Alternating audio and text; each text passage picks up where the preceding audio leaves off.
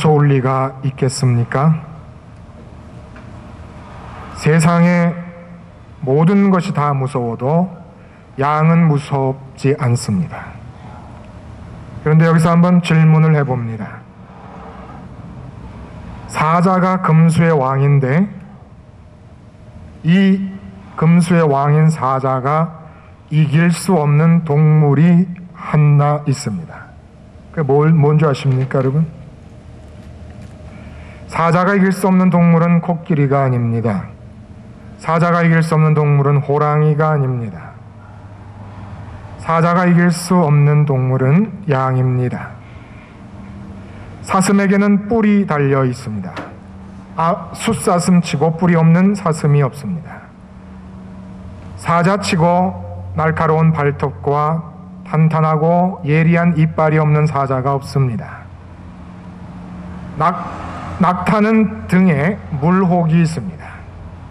마찬가지로 사슴에게 뿔, 사자에게 발톱과 이빨, 낙타에게 낙타봉이 있듯이 양에게는 목자가 있습니다. 목자가 있을 수도 있고 없을 수도 있는 것이 양이 아니라 사슴에게 뿔이 달려 있어야만 하듯이 양에게는 양의 속성으로서 목자가 붙어 있습니다.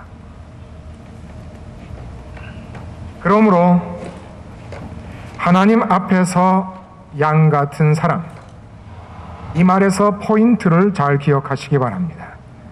하나님 앞에서 양 같은 사람, 목자와 양처럼 하나님과 결합되어 있는 그 사람이 무서운 이유는 다름 아닌 양 같기 때문에 무섭습니다.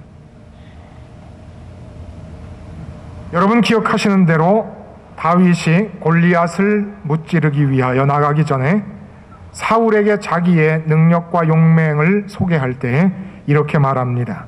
사무엘상 17장에 보면 다윗이 사울에게 고하되 주의 종이 아비의 양을 지킬 때에 사자나 곰이 와서 양떼에서 새끼를 움키면 내가 따라가서 그것을 치고 그 입에서 새끼를 건져내었고 그것이 일어나 나를 해하고자 하면 내가 그 수염을 잡고 그것을 죽였었나이다. 사자가 오하고 있는 양을 물고 뛸 때에 다윗이 쫓아가서 목자로서 그 사자를 붙잡고 양을 빼앗고 사자가 달려들면은 자기가 죽으면 양들이 다칠 것을 생각해서 사자의 수염을 갈피를 쥐고 사자의 입을 찢어 죽였다는 이야기입니다. 괴력의 사나이죠. 어쨌건 중요한 포인트는 양이 사자를 이긴다는 것입니다. 목자가 있기 때문에. 하나님을 사랑하라, 하나님과의 사랑 이야기를 디지털 러브 스토리라고 하는 제목을 가지고 우리가 지금 함께 생각해 가고 있습니다. 하나님을 사랑하는 목적이 여러분 뭡니까? 왜 하나님을 사랑하자고 매 주마다 목청을 돋구어 소리 지르고 설교하며 듣고 계십니까? 목적은 하나님과 결합하기 위해서 그렇습니다. 하나님과 결합할 수 없다면 사랑을 해서 무엇하겠습니까? 남녀가 결합될 수 없는 사랑이라면 사랑이 될 수가 없을 것입니다. 그런데 하나님과 결합하려는 사람들이 가져야 할 특징이 있습니다. 양 같아지지 않으면 하나님과 결합할 수 없다는 것입니다. 양처럼 저항할 수 있는 능력이 제로가 돼야 하나님과 결합합니다. 양처럼 거부할 수 있는 능력이 제로가 돼야 하나님과 결합할 수 있습니다. 양처럼 방어력이, 자기를 지키는 방어력이 제로가 되어야만 하나님과 결합할 수 있고, 양처럼 풀밭을 찾아 자기 스스로 가겠다는 자기 주장이 제로가 되어야 하나님과 결합할 수 있습니다. 생각해 보세요. 내가 생각하는 내 주장이 있는데 하나님도 인격이시라서 하나님의 주장이 있습니다. 그러면 둘이 결합할 때 하나님이 당신의 주장을 수정 보완하거나 꺾어야 되겠습니까? 아니죠. 내가 내 주장을 꺾어야 하나님과 결합하게 됩니다. 나도 내 인생에 대해 소원을 갖고 있고 하나님도 내 인생에 대해 소원을 갖고 계십니다. 그러면 누구의 소원을 포기해야 하나님과 결합할 수가 있겠습니까? 당연히 내가 소원을 없애야 결합할 수 있습니다. 현실에서 주어지는 문제 앞에서 내가 나를 방어하겠다고 하고 하나님도 나를 인도하시려는 계획이 있습니다. 내가 나를 방어하겠다는 힘이 제로가 되지 않고서야 하나님이 나를 지키시는 방법과 하나님이 나를 지키시려는 지혜가 어떻게 우리의 현실 속에서 나타날 수 있겠습니까?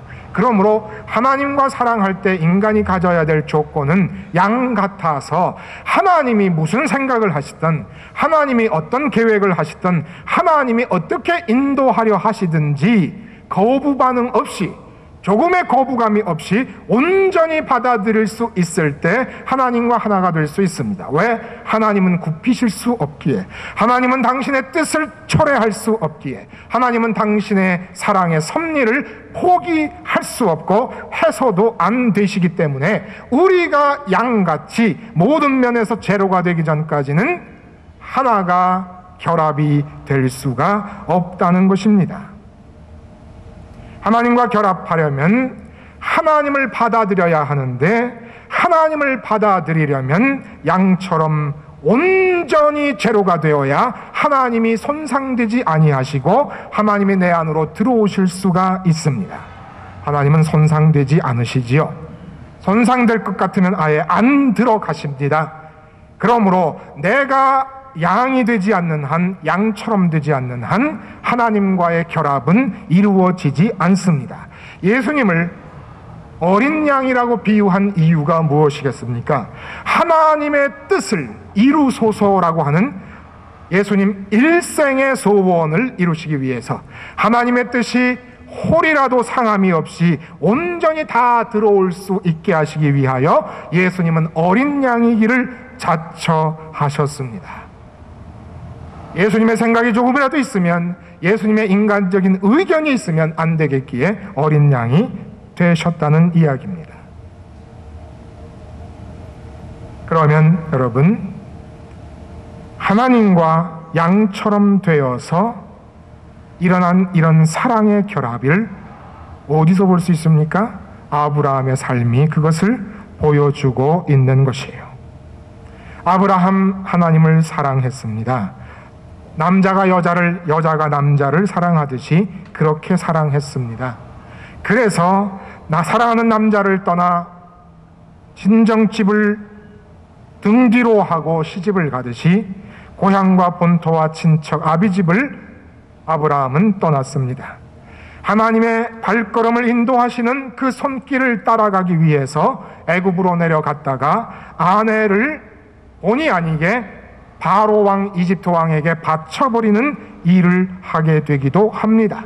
그러나 아내까지도 무력하게 양처럼 아무런 지킬 수 있는 방어력과 능력이 없는 상태에서 빼앗겨버리고 말고, 고향과 친척과 본토 아비집도 양처럼 아무 생각 없는 사람인 것처럼 목자 되시는 하나님이 앞서 나가자 그냥 따라 나가고 다 버려두고 맙니다.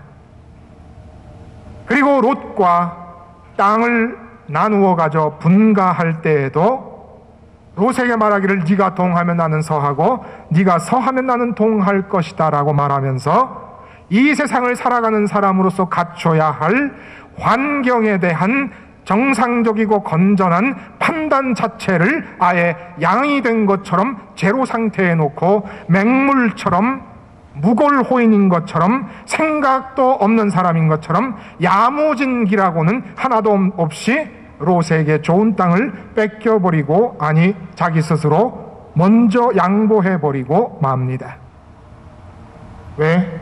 하나님을 사랑하는 것 외에는 아무것도 다른 소원이 없었고 다른 것을 보고 싶어 하지 않았고 하나님의 매력에 이끌린 것 이외에 다른 것에는 마음을 주지 않았기 때문입니다. 그런데 이렇게 인생살이에 대해서 양처럼 되어 제로가 되어버린 아브라함이 오늘 본문에 이미지 혁신을 일으키고 맙니다. 오늘 본문의 내용은 메소포타미아 지역의 4개국 연합군이 아브라함이 머물고 있는 팔레스틴 지역의 5개국 연합군과 전쟁을 벌이는 사건입니다. 팔레스틴 지역이 메소포타미아 지역에 조공을 바치고 있었는데 우리나라가 일본의 식민지로부터 해방된 것처럼 조공의 식민지로부터 해방되기 위하여 메소포타미아 지역 왕들에게 조공 바치기를 거절하게 됩니다. 이때 메소포타미아 지역의 4개국 왕이 연합해서 5개국 팔레스틴 지역의 왕들을 전쟁을 일으켜서 진멸해버리고 모든 나라의 백성들과 재물을 다 노획물로 뺏어가고 포로로 잡아가게 됩니다. 이때 롯이, 아브라함의 조카 롯이 같이 잡혀가게 됩니다. 이 소식을 아브라함이 듣고 318명의 집안에서 기르던 종들을 군대로 묶어서 4개국 연합군 승리의 노획물과 포로를 잡아가고 있는 이 4개국의 왕들을 쫓아가서 야간을 틈타 318명을 나누어 습격하게 하고 대승리를 거둔 뒤에 자기 조카 롯과 모든 사람들을 다 되찾아 온다고 하는 이야기입니다. 놀라운 것은 여러분, 4개국의 왕이 그 당시 왕과 나라가 어떤 형태였는지 모르지만 어쨌든 나라의 연합군입니다. 그런데 집안에서 키우던 318명을 데리고 가서 내 나라의 연합군을 한밤중에 다 무찔렀다. 도대체 뭔 일인지를 모르겠어요. 바로왕 앞에서 자기가 죽을까봐 무서워서 이쁘게 생긴 아내를 바로왕에게 진상하던 아브라함의 모습이 어디로 간 겁니까? 왜 바로왕 앞에서 아내를 지키기 위해 그렇게 싸우지 않았습니까? 자기의 조카와 빼앗긴 재물들을 뺏어오는 아브라함이 롯과 땅을 분가해서 나눌 때에 어쩌면 좋은 땅을 삼촌의 입장에서 먼저 선택하지 않고 이렇게 야무진 데가 있는 사람이 맹물처럼 좋은 땅을 롯에게 내어준 것입니까? 이 모습은 무엇이고 아내 살해를 진상하던 모습은 무엇이고 4개국 연합군을 318명의 소수를 끌고 무찌른 이 용감무쌍한 아브라함은 도대체 무엇입니까? 어떻게 이것을 이해해야 될 것이냐 말입니다. 318명이면 우리 숫자밖에 안 되는데 이거 가지고 4개국 연합군을 이길 수 있겠습니까? 신출귀몰한 홍길동을 연상하지 않을 수 없습니다. 벌벌 떨며 죽음 앞에서 아내 살해를 바로왕에게 바치던 아브라함과 용이 주도하고 주도 면밀하게 4개국의 연합군을 파헤치고 승리를 끌어내는 아브라함의 모습을 어떻게 이해를 할 수가 있겠느냐는 것입니다. 이 아브라함의 이미지의 차이가 어디서 오는 줄 아십니까?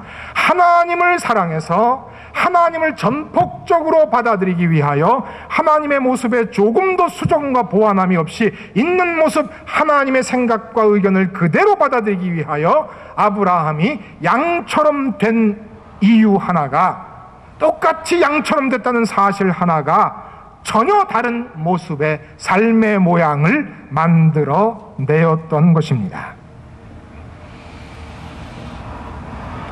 여러분, 사랑은 관습의 벽을 뛰어넘게 되고 기질의 벽을 뛰어넘고 그 사람 인격의 특성을 뛰어넘게 됩니다.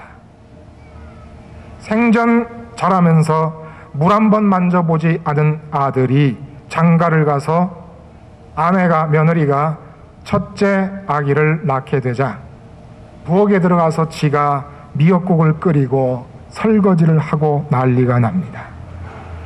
30평생 물 한 번 대보지 않았던 아들이 부엌이라고 하는 터부시되는 금기의 영역을 넘어서서 미역국을 끓이는 이유가 뭡니까? 사랑했기 때문입니다. 생전 새벽에 6시 전에는 일어나지 않던 아이가 착실하게 새벽 기도를 나가는 처자를 알게 되면서 눈을 비비며 5시에 일어나 그 여자아이를 따라 새벽 기도를 갑니다. 불가능한 일들이 일어납니다. 왜? 결합되어 있는 사랑의 대상 때문에 그 사랑이 내 안에 들어와서 나를 움직여갈 때 그렇게 철벽같이 열리지 않던 습관의 벽조차 무너져버리고 맙니다.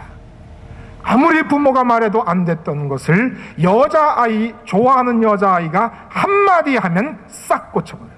싹 고쳐버려요. 이때 엄마들이 느끼는 게 뭡니까? 배신감이죠. 배신감. 여자아이가 한마디 하면 완전히 다른 인간이 돼버리고 다른 행동을 하게 됩니다. 이게 사랑의 힘입니다. 그래서 하나님과 결합된 사람들의 특징을 일정하게 파악할 수가 없다는 것이 특징입니다. 때로는 강하게, 때로는 약하게, 때로는 바보처럼, 때로는 솔로몬의 지혜를 바라기도 하고, 때로는 화를 내고, 때로는 화를 낼 만할 때 한없이 입을 다물고 참고 있기도 하고. 왜 이렇습니까? 하나님은 인간의 기질 중에 어떤 기질을 하나를 갖고 계신 분이 아닙니다.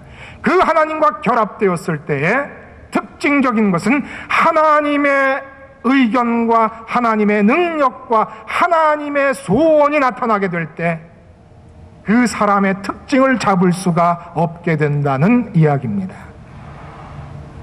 예수님이 어린 양이셨습니다. 여러분 아시는 대로. 예수님 자기 자신을 스스로 이렇게 얘기하십니다. 나는 마음이 겸손하고 온유하니, 이렇게 얘기하십니다. 온유라는 게 뭐지요? 따뜻하고 부드럽다는 말입니다.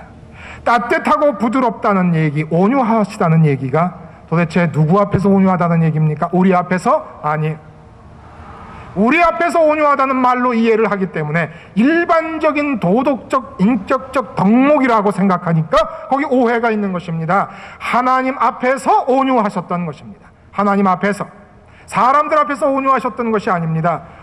여러분, 사람들 앞에서 온유했습니까? 바리새인은 사람 아니었던가요? 바리새인 앞에 예수님이 뭐라고 하십니까? 이 독사의 새끼들아, 너희들을 향한 하나님의 진노를 누가 피하라 하더냐? 어떻게 온유하신 분이 이런 말을 할 수가 있겠습니까? 분명히 온유하십니다. 간음하다가 현장에서 잡혀온 여자에게 나도 너를 정죄치 아니하노니 다시는 죄를 짓지 말라고 따뜻하게 보듬어 주십니다. 온유하십니다. 그러나 때로는 채찍을 들고 성전을 더럽힌, 성전에서 장사하는 자들을 채찍으로 몰아내시며 아버지의 집을 강도의 굴혈로 만들었다고 소리를 지르시며 혁명가의 모습을 보이시기도 하십니다. 그러나 예수님은 채찍으로 성전을 정화할 때나 간음한 여자를 보듬을 때나 똑같이 양의 모습입니다. 그러면 나타나는 현상이 왜 달라지는 겁니까? 양의 모습을 띠면서 하나님과 결합했을 때 하나님께서 예수님 안에 들어오셔서 당신의 뜻을 펼쳐나가시기 때문에 때로는 노도 광풍 같은 모습으로, 때로는 봄바람같이 따뜻한 모습으로 나타나고 계시는 것이에요. 그러나 채찍으로 성전을 정화할 때나 간음한 여자를 보듬을 때나 예수님은 동일하게 어린 양으로 계셨습니다. 여자를 보듬을 때도 하나님이 보듬으신 것이고, 성전을 정화할 때도 예수님 안에서 하나님이 성전을 정화해 나가신 것입니다. 아브라함이 아내 사레를 바로에게 뺏깁니다. 하나님이 지켜보고 계십니다. 롯과 땅을 분가할 때 맹물처럼 분가합니다. 그러나 오늘 본문에서 4개국 연합군을 318명으로 진격해 들어가 멸절시키고 맙니다. 이 모습과 이 모습 동일하게 이때나 저때나 아브라함은 하나님을 사랑해서 하나님과 결합하고 싶어서 양의 모습을 지키고 있었을 뿐이요, 양의 모습된 아브라함과 결합한 하나님께서 아브라함을 통하여 이런 모습으로 저런 모습으로 인생살이의 모습을 표현해 내고 계시는 것이었다는 이야기입니다. 그러므로 오늘 본문은 아브라함과 하나님과의 철저한 결합 상태를, 사랑의 결합 상태를 보여주고 있는 너무나도 아름다운 러브 스토리예요. 전쟁의 이야기가 나오니까 러브 스토리와 무슨 상관이 있겠느냐 하신 분이 있을지 모릅니다. 그러나 이처럼 하나님과 아브라함의 결합된 모습을, 사랑으로 뭉쳐진 모습을 적나라하게 표현해주는 본문이 또 어디에 있겠습니까?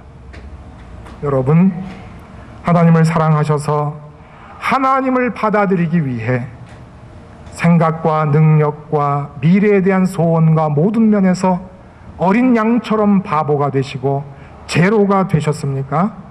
그랬다면 아브라함 같은 결합이 일어날 것입니다. 그럼 한번 물어봅시다. 왜 결합해야 하나요? 무엇 때문에 결합이 그렇게 중요한 것입니까? 결합하지 않으면 죽기 때문입니다.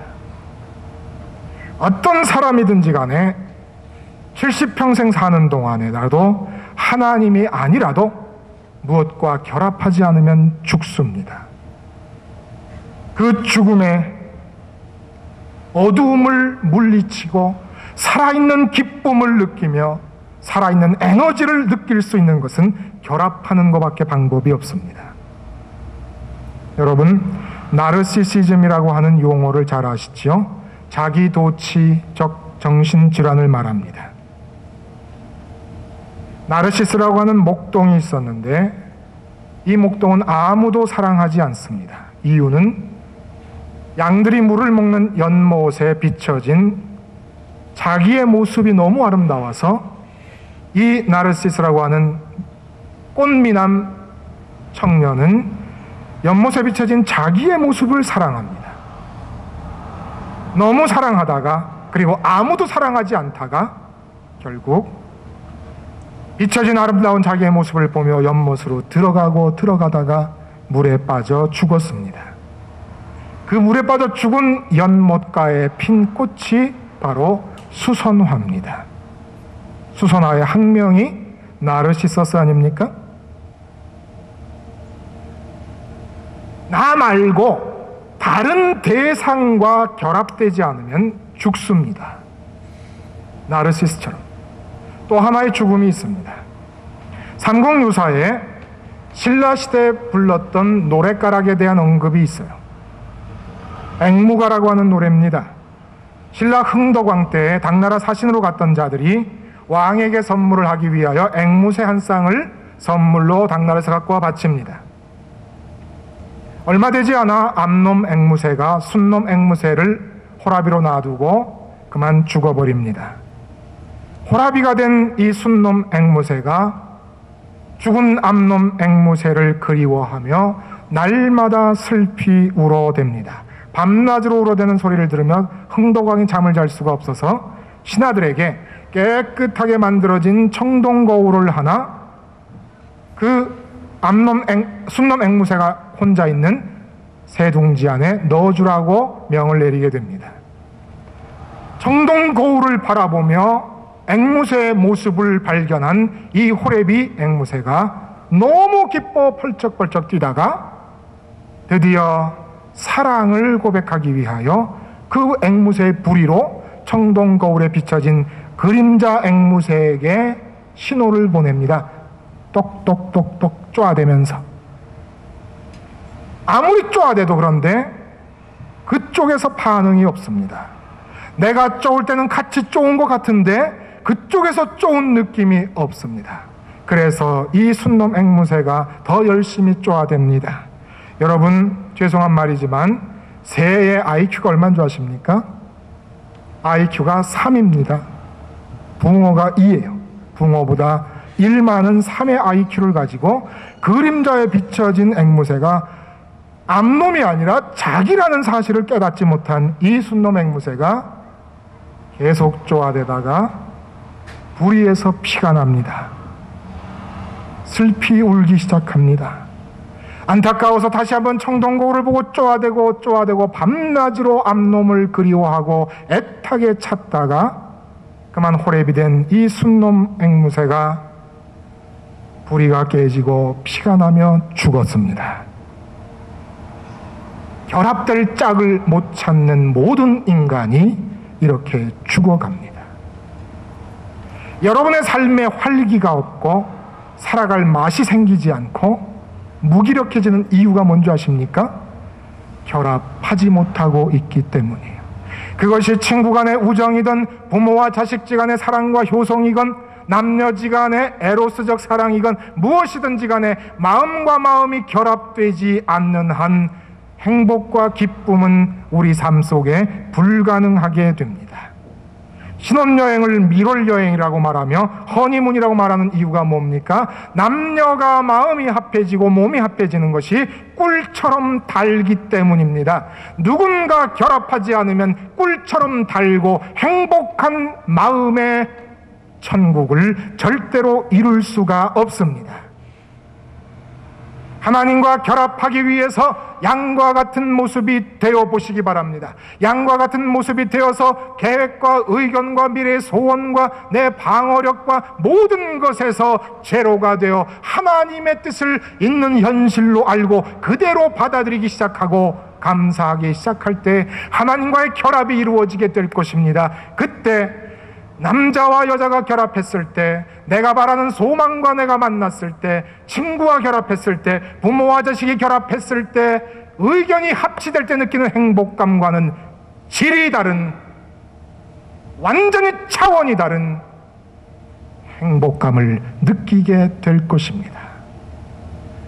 양처럼 되면 과감하게 세상에 대해 바보이기를 자처하면 하나님이 영으로 내 마음과 결합하시게 되고, 내 마음과 결합하면 영혼의 허니문이 열려지게 된다는 것입니다. 이렇게 해서 허니문을 이루고 있는 동안에 하나님은 내 안에 들어오시게 됩니다. 여기까지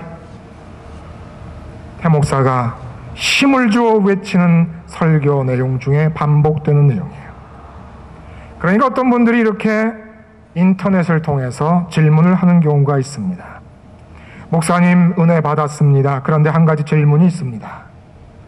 하나님만 바라보기 위해서 세상을 아무것도 바라보지 않고 하나님과 하나 되기 위해서 세상에 대해 제로가 된다면 이 세상을 사는 동안에 어떻게 살면 됩니까? 마음을 다해서, 뜻을 다해, 힘을 다해서 하나님을 사랑해버리면 도대체 이 세상은 어떻게 살아가면 됩니까? 이런 질문을 이메일로 많은 분들이 해옵니다. 어떻게 해야 될까요, 여러분?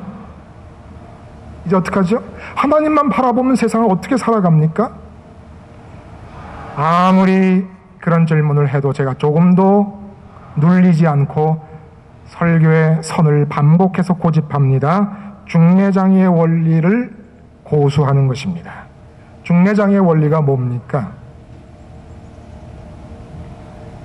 양쪽을 오가면서 양쪽의 장점을 계속 소개합니다. 양쪽의 매력을 느끼도록 사전 작업을 합니다. 그리고 만나게 됐습니다. 만나는 날, 선보는 날, 둘이 보자마자 눈과 눈이 마주치면서 불꽃이 파바박 튀겼습니다. 뜨거워집니다. 이제 중매장에는 뭐 하지요? 중매장이가 나섭니다. 여자 4시까지 근무지 회사에 들어가야 되기 때문에 당신들의 데이트는 몇 시까지 지속될 수 있고 회사까지 가는 시간 1시간이니까 3시까지 맞춰야 된다. 앞으로 인생의 계획은 이렇게 세우고, 이런 중매장이가 있어요, 여러분? 없어요. 둘이 눈이 맞을 때까지 인도해서 중매를 섰으면 둘이 눈이 맞은 것을 확인하고 나면, 또 맞았거나 안 맞았거나 중매장이가 하는 일은 만나게 한 뒤로는 조금도 지체 말고 벌떡 일어나서 안개와 같이 사라지는 것이에요. 그 다음에 둘이 만나서 지지든 볶든 그것은 둘이 알아서 할 일이지요. 설교가 뭡니까? 중매. 하나님이 폼입니까? 하나님이 장난입니까? 하나님이 나무토막입니까? 하나님을 만나자는 이야기만 하면 됐지, 만난 뒤에 일을 못하러 여기서 설교를 합니까? 하나님과 만난 뒤에 어떻게 살아갈 것인가를 내가 왜 얘기해요, 여러분들에게? 살아계신 하나님과 만났으면 하나님과 의논해서 둘이 알아서 하면 될 일이지, 그걸 설교에서 말해요? 어떤 바보가 그걸 설교에서 말합니까? 말하면 안 돼요. 할 수도 없고 해서도 안 됩니다. 왜? 하나님이 살아계시니까. 아니 중매자기가 언제까지 중매자기 그 두 여자 남녀를 붙들고 다니면서 간섭할 거예요? 그러면 안 되지요. 어떤 분들이 그런 질문하는 줄 아십니까? 아니 세상을 사는 사람들이 하나님만 바라보면서 어떻게 세상을 사냐, 이런 질문. 하나님을 만나보지 않은 사람들이, 하나님을 만나본 사람들이라면 하나님이 살아계시고 나보다도 더 많은 계획과 나보다도 더 많은 능력과 지혜를 갖고 계신데 하나님만 바라보랬다고 따질 수가 없지요. 하나님을 만났다면 맨날 하나님 만나라고 얘기해요. 안 만나니까. 그러니까 말하는 것이 왜 하나님만 만나라 그러냐, 세상은 어떻게 살아가느냐, 이거 넌센스예요. 오늘 바로 그것을 보여주고 있는 겁니다. 아브라함이 하나님만 바라보며 하나님만 쫓아가며 하나님만 사랑하며 살았습니다. 땅도 가축도 재산도 아내까지라도 하나님의 계획에 따라가기 위해서 버리는 사람입니다. 하나님만 보고 살았어요. 하나님과 양 같은 모습이 되어서 결합합니다. 본의 아니게 세상 일에 연루되게 됩니다.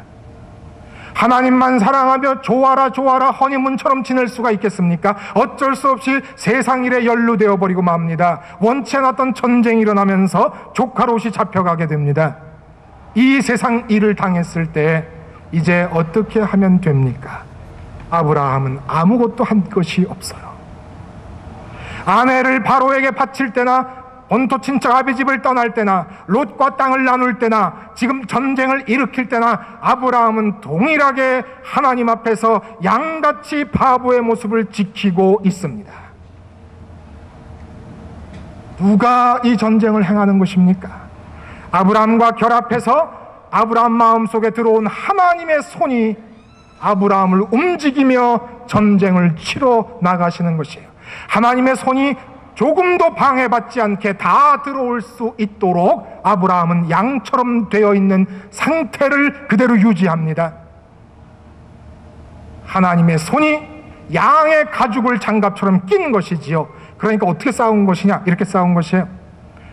여러분 어렸을 때 싸움 해보셨지요? 저도 많이 싸워봤는데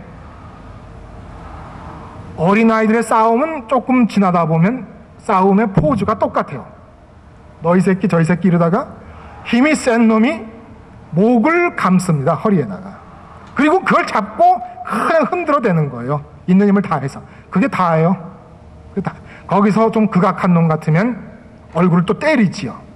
저는 머리가 커가지고 한번 잡히면 빠져나오질 않아요. 딱 걸려가지고 엄청나게 피를 흘린 적도 있어요. 하나님이 왼손으로 롯을 잡아간 4개국 왕들을 끌어모아 목을 잡습니다. 하나님이 오른손으로 아브라함의 인생을 낍니다. 그리고 이 손으로 4개국 왕을 하나씩 때립니다. 때리고 자빠지고 때리고 자빠지고 때리고 자빠지고 318명으로 4개국 연합군을 박살을 내버리신 겁니다. 박살을 내버리신 겁니다. 아브라함은 양이야. 그냥 계속 양이야. 양으로 있으면 돼요. 하나님이 들어오시면 되니까. 하나님 들어오시는데 조금 더 방해받지 않게 하기 위해서 계획과 지혜와 능력과 경험과 모든 것을 제로로 놓고 양처럼 가만히 있습니다. 하나님이 결합합니다. 마음에 한없는 기쁨이 생깁니다. 결합의 기쁨, 허니문이 지속됩니다. 그 가운데 가만히 양처럼 가만히 있어요. 하나님이 끼시고 왼손으로 적을 잡아서 꽝꽝꽝 그리고 롯을 잡아옵니다. 그때 전쟁이 끝나고 돌아올 때 제사장을 만나지요. 멜기세덱. 그 사람이 뭐라고 얘기합니까? 아브라함의 대적을 아브라함의 손에 붙이신 하나님께 영광을 돌릴지어다 얘기합니다. 무슨 얘기입니까? 아브라함의 손에 붙였다는 게 무엇이지요? 장갑을 끼고 싸웁니다. 싸우는 적에게 접촉되는 것은 장갑입니다. 아브라함은 장갑입니다. 이 장갑을 누가 끼고 있지요? 하나님의 손이 끼고 있습니다. 나는 장갑입니다. 내 대적을 하나님이 잡으시고 칠 때 아브라함이 칩니다마는 속에서 하나님의 손이 들어가 있습니다. 그래서 이것을 아브라함의 손에 대적을 붙이신 거라고 말씀하시는 것이지요.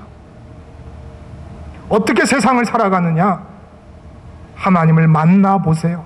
우선 세상 만사에 대해서 양처럼 제로가 되어서 생각도 제로, 판단도 제로, 이 일이 불행한 일인지 행복한 일인지조차 판단하지 말고 제로 상태로 놓고 하나님을 찾습니다. 양처럼 됩니다. 바보처럼 됩니다. 하나님의 영이 결합할 것입니다. 무한한 평강과 기쁨을 누리게 될 것입니다. 어쩔 수 없이 세상 일에 연루되게 될 것입니다. 그때 하나님이 계속 양같이 남아있는 나를 끼시고 세상을 살아가시게 될 것입니다.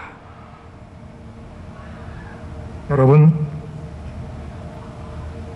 이어령 씨가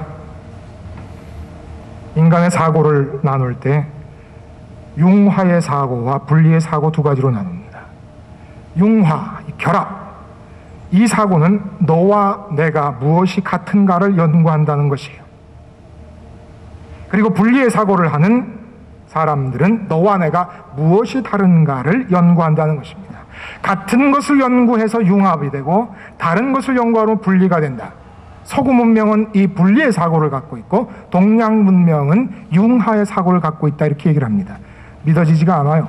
또 잘못 알고 있는 것 같습니다. 적어도 하나님과의 융화와 하나님과의 결합을 생각할 때 같은 점을 찾아서는 안 된다고 봅니다. 여러분, 같은 점 찾아서 융화되는 법을 봤어요? 여자가 말이 많으면 남자도 말이 많아야 융화가 됩니까? 여자가 말이 많으면 남자라도 말이 적어야 융화가 되지요. 남자가 굉장히 적극적입니다. 그러면 여자까지 덩달아 숭어 같으니까 망둥어도 뛴다고 같이 춤을 추면 되겠습니까? 누구 하나라도 진중하게 무게와 밸런스를 잡아줘야지요. 다른 것을 인정할 수 있을 때 진정한 융화가 일어납니다. 부부가 싸우는 이유가 뭡니까? 너도 나와 같아지라는 요구 때문에 싸우는 거 아닙니까? 다른 것을 인정해야 융화가 일어나지 같은 것을 찾아내려고 하면 안 됩니다. 너도 왜 나와 같지 않느냐고 묻고 남편과 아내가 관계할 때 싸움이 일어나는 것입니다. 하나님과의 관계도 마찬가지입니다. 하나님과 내가 대등한 위치에 서서는 안 됩니다. 나도 하나님인 것처럼 판단한다는 면에서 하나님과 동일하게 판단하면 안 됩니다. 나는 달라야 합니다. 하나님이 판단하시는 분이라면 나는 판단을 제로로 놓는 사람이 되어야 합니다. 하나님은 천지를 지으신 능력이 있는 분입니다. 그런데 그분과 융합하기 위해서는 나도 능력이 있다고 능력을 내세워서는 안 됩니다. 천지를 지으신 분과 융합하려면 그 능력 앞에서 나는 능력이 제로라는 것을 인정해야 융합이 일어납니다. 하나님은 지혜가 무한하십니다. 하나님의 지혜 앞에서 내 지혜를 내놓고 운운했다가는 결합이 이루어질 수가 없습니다. 하나님의 지혜가 무한하시면 나는 지혜를 제로로 놓는 것입니다. 그래야 융합이 일어납니다. 그래서 양 같지 않고는 하나님과 함께 결합될 수 없다는 것입니다. 이제 양 같아지십니까? 그러면 그 사람을 무서워하세요. 노도강풍처럼 하나님의 진노의 역사가 일어날 수도 있고, 봄바람처럼 이 세상의 눈처럼 얼음처럼 차가웠던 냉랭한 현실을 녹아내리게 하는 따뜻한 사람이 될 수도 있을 것입니다. 양 같아 하나님과 결합한 사람은 특징을 잡아낼 수가 없는 사람이 될 것입니다. 바로 앞에서 아내를 바치는 아브라함의 모습, 318명으로 4개국 연합군을 무찌르는 아브라함의 모습, 어느 것도 특징을 잡을 수 없는 것은 양 같아진 사람 속에 하나님이 들어오셔서 현실적으로 움직여 가시기 때문입니다. 모두가 양 같아 삼성교회 교인들 가는 곳마다 하나님이 나타나 천국을 이루어갈 수 있게 되기를 바랍니다. 기도하겠습니다. 하나님, 양 같아지기를 원합니다. 그래서 제로가 되기를 원합니다. 그래서 유일하게 사랑의 대상이 되실 수 있는 자격이 있는 하나님을 온전히 받아들이고 결합하기를 원합니다. 양 같은 우리를 손으로 끼시고 하나님 마음대로 움직이시며 세상을 하나님이 창조해 가시기를 원하십니다. 양 같아서 무서운 사람들, 그것이 밴쿠버에서, 아니 온 세상에서 삼성교회 교인들을 향해 붙이는 별명이 되게 하여 주시옵소서. 예수님의 이름으로 기도하옵나이다. 아멘.